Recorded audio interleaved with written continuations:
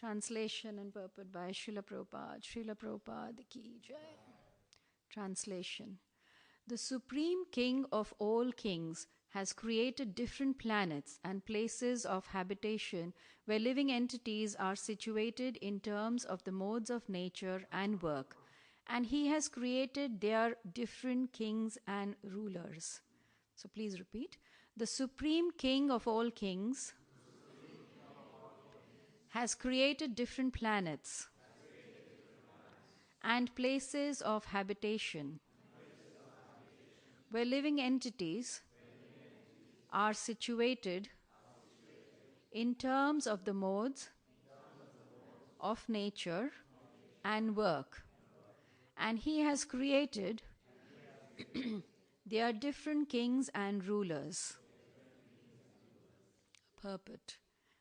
Lord Krishna is the chief king of all kings, and he has created different planets for all kinds of living entities.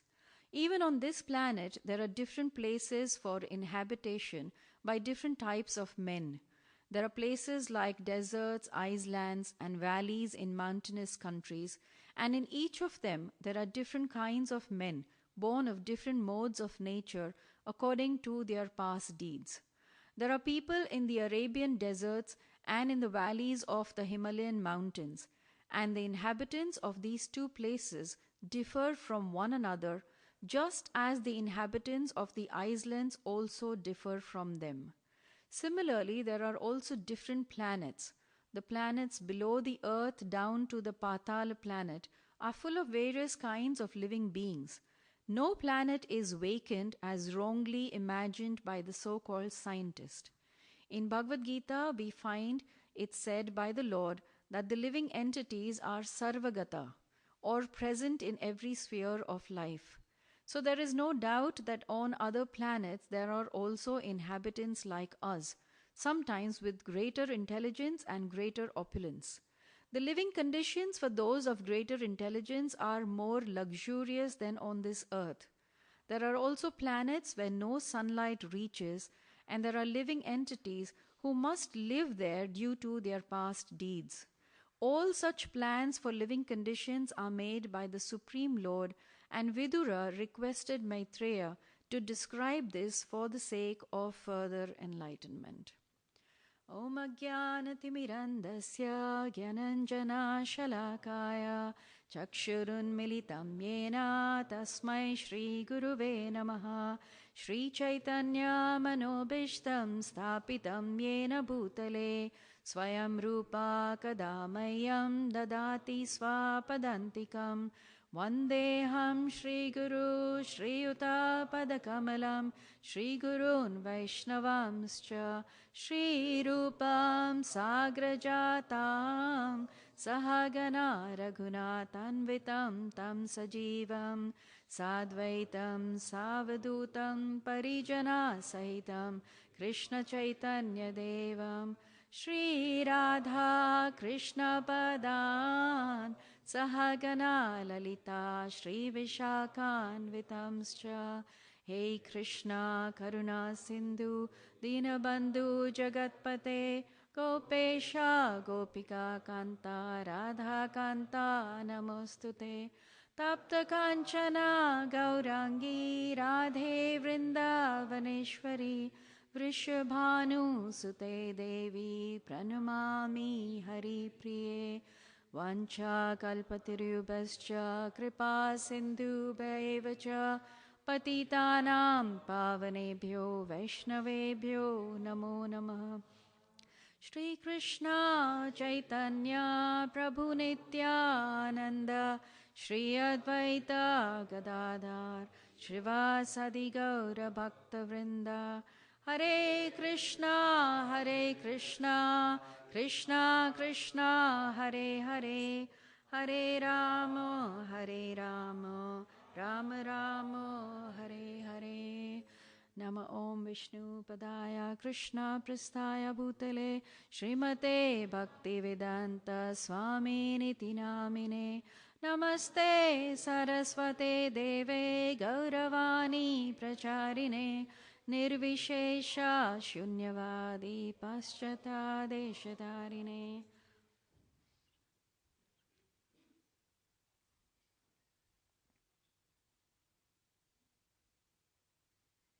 Hare Krishna. I seek the blessings of all the Vaishnavas that are present here, that I can speak something that'll help you all and that'll hopefully purify me.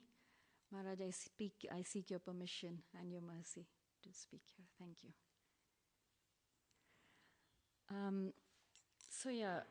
The chapter is Vidura's talks with Maitreyas, and in the past few classes, in the past few verses, we've seen how Vidura himself, being a pure soul, still is seeking to learn more about Krishna. And what we learn is that the devotees of Krishna are never tired of hearing about him. They constantly want to speak about the Lord and hear about his pastimes. Today's verse is very interesting, very important also. Here the Lord is described as Adiloka Natha. That is, he is the king of kings. So we see in the verse that Lokan and Alokan are described. Planets and then the lower planets. So there are different kinds of planets which the Lord has created, and he has created the Lokapalan, that is the respective kings for all these regions. However, Krishna is the supreme king. Now, a question here is, why has the Lord created all these different kinds of planets?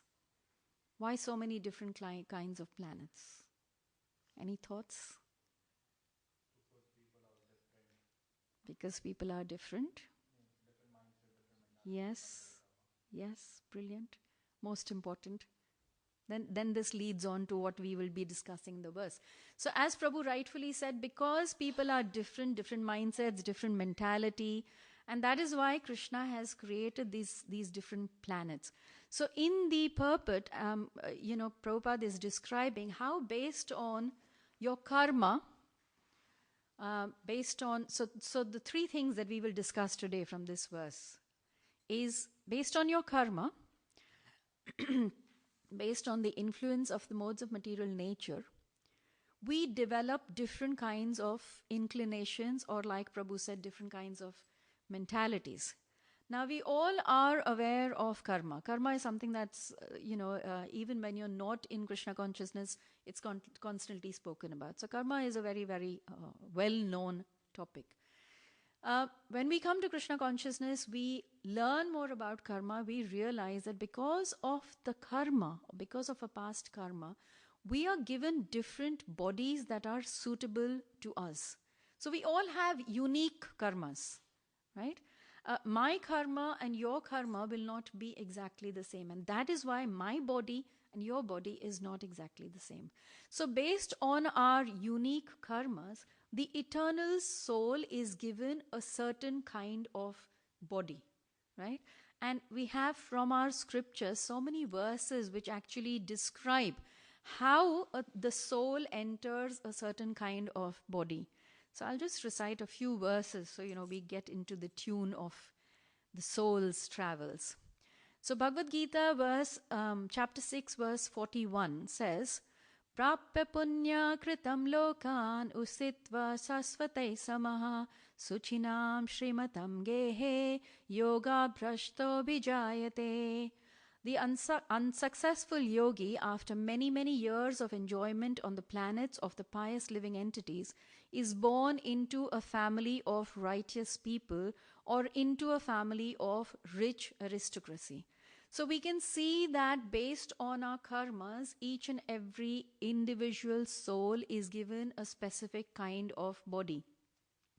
Many times when we are going through difficult times, invariably the question comes, why me? Invariably. When we are going through good times, we never ask this question. At least I don't. I don't know if you great souls may. But most people don't ask this question. But as soon as we're going through bad times, we ask the question, why me? Because we fail to understand why we are in a particular body. We don't know the background. We are looking at this life that we have as the whole and soul. But there is so much behind. There is so much that has actually, so we are not seeing. So like we behave like children who, when they look at a flower, they're only seeing the rose, but they don't see the whole plant, the roots. There's so much going on there. Sometimes we only see the superficial. But anyways, our scriptures always talk about how based on karmas and of course the Supreme Lord's will, we are given a certain body. And there's another beautiful verse in the Bhagavatam, Canto 3, chapter 31, verse 1. Shri Bhagavan Uvacha Karmana Devanetrena Jantur Dehopapatye Striya Pravishta Udaram Pumsho Reta Kanashrayaha. The personality of Godhead said, under the supervision of the Supreme Lord and according to the result of his work, the living entity, the soul, is made to enter into the womb of a woman through the particle of male semen to assume a particular type of body. So we can see that based on our karma, based on our past deeds, we are given a particular kind of body. Now it's interesting how based on whatever body we receive, then we also are given different kinds of associations, like your parents, your siblings, your friends, your associates. We all come together. However, we don't stay together permanently because the time factor is acting on us, right? So, and we've heard this so many times, Prabhupada describes how in a flowing river, planks or sticks might come together for a certain time. They'll be there for very briefly and then they separate again. Same way, because of our karmas, we are destined to be in a certain body. We are destined to associate or be born in a certain family. Like we read in the previous verse, we are given a family of maybe rich aristocracy or whatever else. However, we have to bear in mind that this quota of our karma will eventually be over. And then we will move on to the next body. So the first point, what we are understanding here is that we are given a certain body based on our karma, right? The second thing that Prabhupada talks about in the purport is the influence of the modes of material nature. Now, each person is influenced by a combination of the modes of material nature. We all know we've got 3 modes of material nature, modes of ignorance, passion, and goodness. And no 2 people have got the same kind of influences, right? The modes of nature act differently on each one of us. Let's say one person might be, 30% passion and 60% goodness and 10% ignorance. Another person may have, 70% passion and 30% goodness, 20% goodness, 10% ignorance. So the point is not that it's not that each person is under different modes. Each one of us at different times we are under modes of nature which act differently. Sometimes the mode of goodness may be more dominant. Sometimes it might be mode of ignorance. Sometimes it might be passion. So obviously, based on these modes, each one of us will react differently to it. We see that people who are predominantly under the mode of goodness, they prefer a simple life. Like even today, like if you go to Vrindavan, most of you have gone to the Dham, and you'll go to the forest of Vrindavan, you'll see these pure souls who prefer to stay in small huts made in the forest and keep themselves away from materialistic ways of life because the mode of goodness is so dominant on them. And at the same time, we will see that somebody who is under the influence of mode of passion is always has this attitude of, go-getting, like I want to do this, I want to achieve something, right? Based on that, we try to make our atmosphere or we try to create that kind of ambience so that I can fulfill those desires.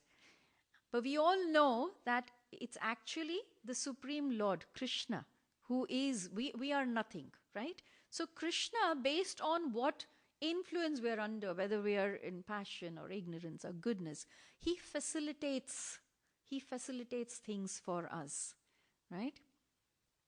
So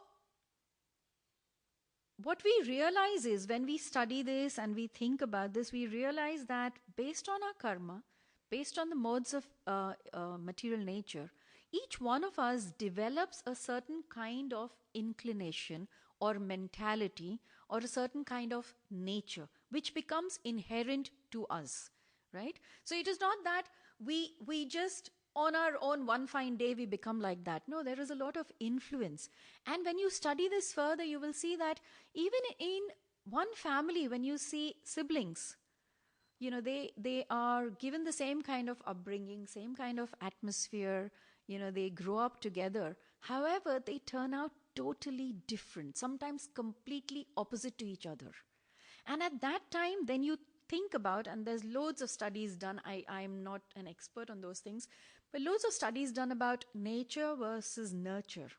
Somebody might say that, it's the nurture which actually is the predominating factor. However, you will see that although you're given the same influence, same upbringing, so same nurturing, same, parents are doing everything equal. However, we are different. So on a smaller scale, also we are saying how individuals are different. And because we are different, we seek different things. We want different things, right?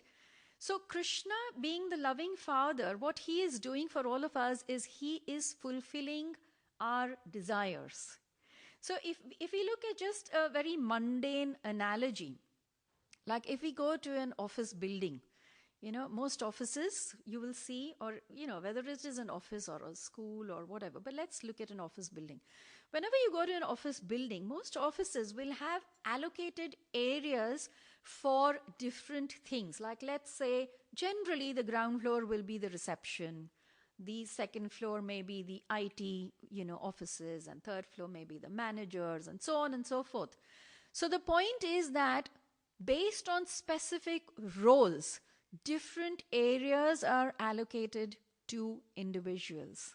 So likewise, based on our unique karmas and inclinations, different bodies are allocated to us. And based on the bodies, then different places or different planets are allocated to us. So Krishna is creating places that are suitable to the specific bodies. For instance, for the demigods, heavenly planets have been created, right? So they get different kinds of area to live in, the different ways that they fulfill their desires, right? For the Rakshasas and Yakshas, we've got the lower planetary systems. And then for us, human beings, we've been given the earthly planets. Now, the problem is that with our limited perception and understanding, we are unable to see how life can exist on other planets. Prabhupada touches upon this in the purport, where he says that, scientists cannot understand that there can be life on other planets also. Till very recently, it was believed that there can be no life on moon, right? And then I think recently, again, I'm not an expert on these things, but recently I think I'm hearing that because there was no water body on moon, so there could be no life on moon. But now they've discovered some kind of water body. So now they think that actually life can exist, right? So things obviously keep changing because it is our limited perception and our understanding. But if you look at Shastras, in Bhagavad Gita, chapter 2, verse 24, and I'll just read the translation for it, it says, "This individual soul is unbreakable and insoluble and can be neither burnt nor dried. He is everlasting, present everywhere, unchangeable, immovable, and eternally the same." So in this purport also, Prabhupada spoke about Sarvagata. Sarvagata means all-pervading. So this word actually is very, very significant because there is no doubt that living entities are all over God's creation. They live on land, they live in the water, they live in air, they live even within fire. The first time when I heard about living entities being on sun globe, I couldn't get my head around it, obviously, because, with our limited perception, you're thinking, but how it can living entity be there? But that's because in our experience, we think that this is the only way a living entity can exist. We don't know any more than this. However, if that was the case, then this word sarvagata, meaning living everywhere, would actually become meaningless. It wouldn't have any meaning to it, right? So we need to understand that based on our karma, based on this, the soul is actually given different kinds of bodies, and based on the different kind of bodies, we are given different areas to live. Prabhupada touches upon this also in his purport, that even within our earthly planet, we can see that we've got deserts, we've got hills, we've got mountains, places covered with snow entirely, places which don't have sunlight at all for months and months and months, right? So different. Jai Shri Radha Gokulanand ki Jai, Sitaram Lakshman Hanuman ki Jai, Shri Gaurnatai ki Jai, Srila Prabhupada ki Jai. So based on the different factors that we discussed, even on this planet we can see that each one of us has got different bodies, different inclinations, and based on that, the kind Father Krishna is giving us different areas to live in, right? So how can we say that, other planets don't have any life? The assumption that we are making is that specific conditions, such as the presence of oxygen, water, suitable temperature, is important for life. We are making these assumptions. Why do we think that this is important? Like for instance, if a young child, he will not be able to understand how the fish is living in water, or how there is any kind of organisms in water. How do they breathe? What do they eat? How do they survive? For a child, obviously, these questions will come. Same way, like even as adults, to be honest, we couldn't think of how people live in fire. But when you read the scriptures, when you understand this, that life can exist in many different forms which can actually withstand extreme conditions. Organisms are capable of surviving in very, very harsh environments. Like we spoke about bacteria, we know that there are organisms found deep in the ocean and under the earth's surface, right? So from this particular verse, we can understand that different kinds of life, different kinds of souls are given different kinds of bodies, and Krishna, being the Supreme Lord, is facilitating each and every soul to get the environment that is suitable to his or her body. What's really interesting and very touching would be that Krishna never ever leaves you.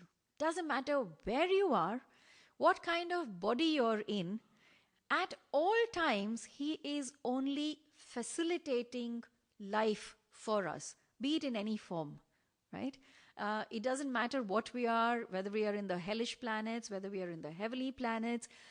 Yes, he allocates, and he has, like we read, we've got kings for each and every different planets. However, Krishna is the supreme, and he is constantly looking after each one of us.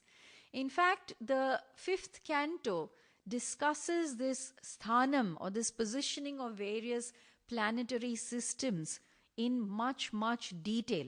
It talks about obviously heavenly planets, earthly planets, and hellish planets. So the 5th canto really talks in detail about, why different planets and why different living entities go to different places. So in summary, what we are trying to get out of this verse is that the first point is that the soul is eternal.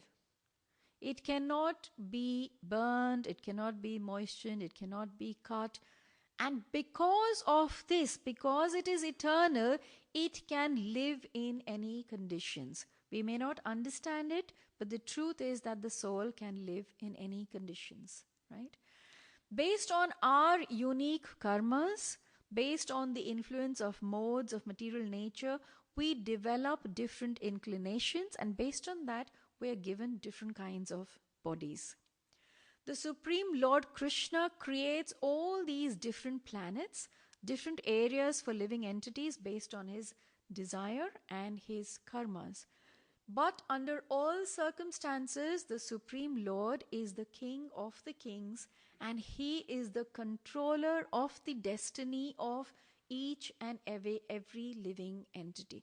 From the little worm to the ant to the elephant to the whales to each and every one of us.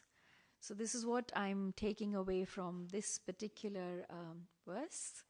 And I will just stop here for any comments or corrections or additions if you would like to make. Yes, Prabhu. Hare Krishna. Thank you so much, Madhu. So I've heard this thing that those who have predominance of Sattvagun, they go to the higher planets. Mm-hmm.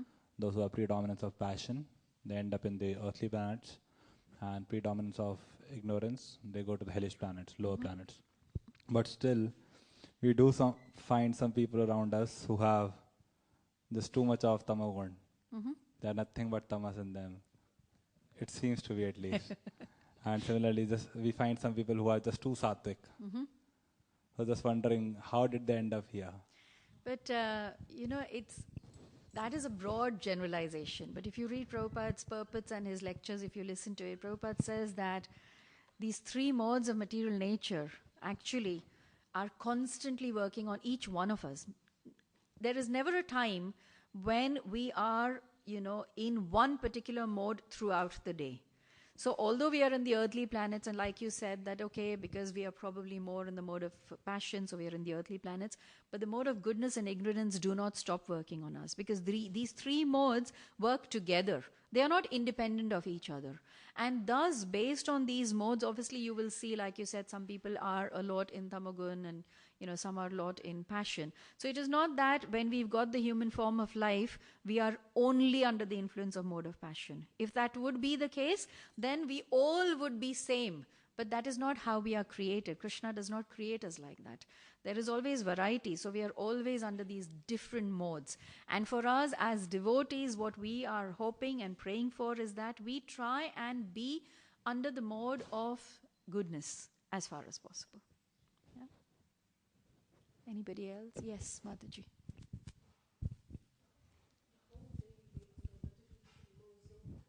Passion, ignorance, or goodness.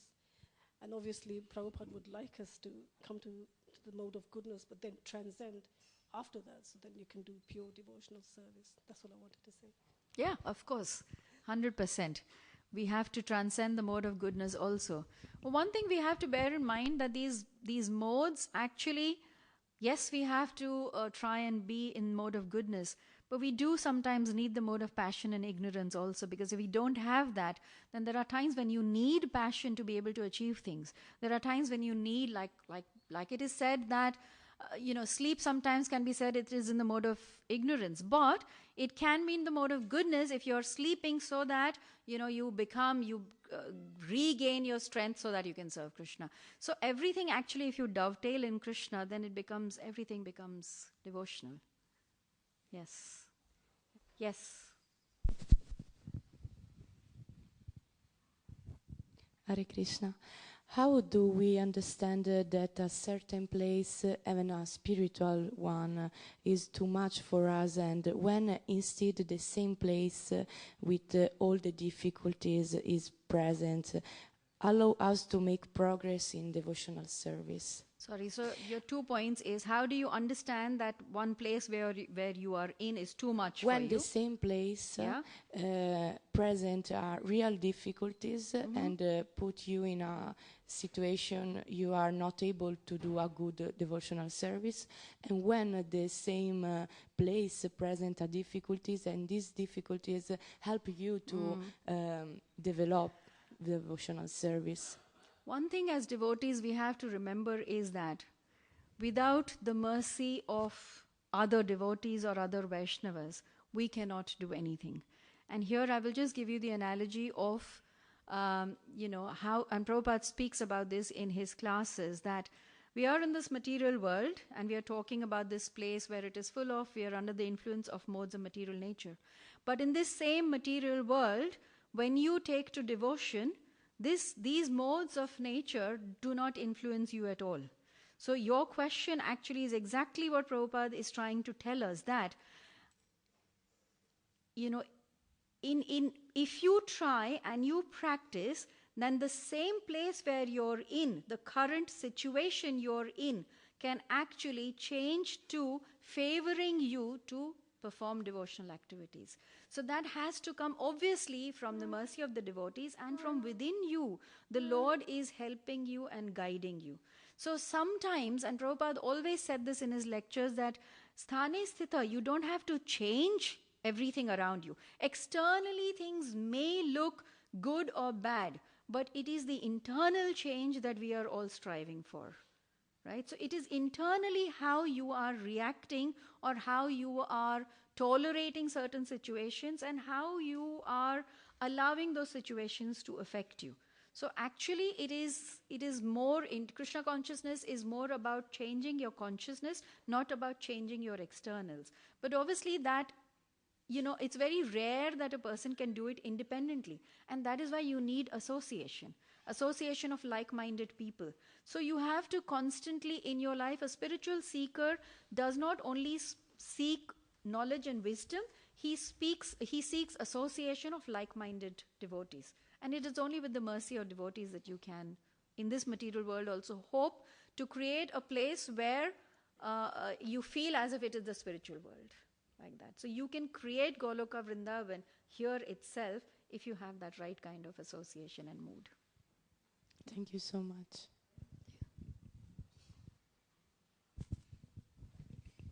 Any other comments or corrections? Yes, Prabhu. I'm just looking at chapter 7 in Bhagavad Gita, and there's a interesting verse, 7:14. It says, this divine energy of mine, consisting of the three modes of material nature, is very difficult to overcome, but those who surrender unto me can easily cross beyond it. Yes. And so we're dealing then with all aspects of creatures in other planets, on this earth, those in ignorance, and also that there's an ultimate goal, the knowledge of the absolute truth that we can achieve. So, but this point, they say surrender, is sort of in the middle. You can surrender, but you can also get to the highest rung of life just by carrying on with your devotional service in our position, actually. So, really, we just have to complete and be determined to get to this position without wanting more than what we've got, but know that there is a goal that we can all go for. Yes. It's just a matter of how we apply ourselves through our devotional service. Yes. We just carry on. Yes. Keep going. Keep going. Yes. Finally. Yes, There. Prabhu. In one of the classes, when Prabhupada was giving class, and one of the devotees asked him, Prabhupada, how long does it take to become a pure devotee? And Prabhupada said, 1 second. 1 second. So we have that hope and that faith that, like you said, with determination, if we carry on following whatever Prabhupada has given us, if we carry on with determination, no matter how much the modes of material nature influence us, but if we stick to this path and we don't deviate, then one day we have hope. We have hope that we will be with Prabhupada. Right? Thank you. Thank you, Prabhu. Anybody else? Any questions, comments? No? Okay. Thank you so much. Srimad Bhagavatam ki jai. Srila Prabhupada ki jai. Jai. Srila Prabhupada ki jai.